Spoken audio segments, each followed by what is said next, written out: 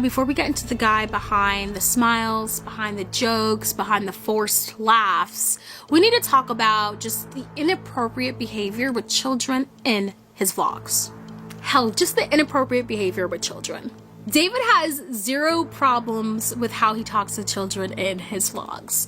I mean, he called a kid like obese or fat, and you gotta think, they're kids, so even if they're laughing on camera, how do they really feel when you're calling a little kid fat? David has talked about how he would force his little brother, who would be crying because he didn't want to participate in his vlogs. And he'd talk about how he would force his brother to be in his vlogs anyway. Take a listen. I've done that with my siblings. I've done that with my siblings. Like when I used to shoot Vines, there were times where my brother would be crying. And my mom would be like, please do this for him, please do this for him. And he was crying just because he was just like shy.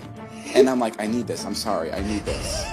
And like, I'd wait 10 minutes so his tears would dry up, and I'd do it again.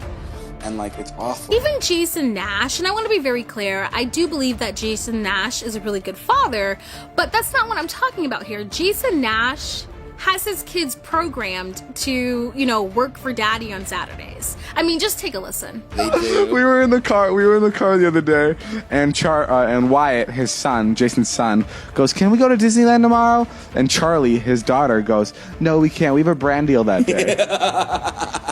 They're so like on par with Jason's job. A brand deal is like a job that we get where we have to like, you know, post on Instagram, and they just know that they have to work for their dad that day, which was like the cutest and like the most terrifying thing I've ever seen. Yeah, it's not the best. Jason's like, yeah, I'm not proud of that. His wife doesn't love that part of it.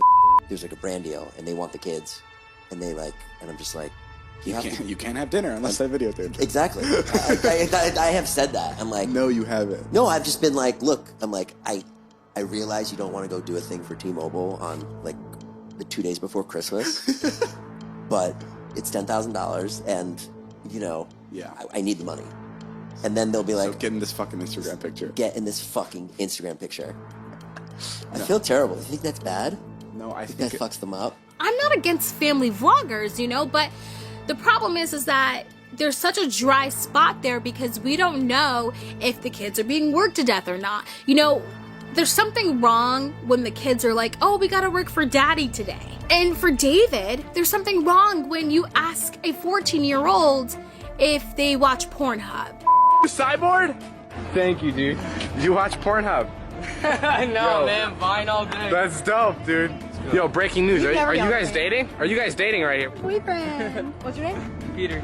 Peter and the Gabby Show. 13. That's old enough. I'm pretty certain if a 14-year-old's parents were there, they'd probably have a problem with you asking their 14-year-old son if they watch Pornhub.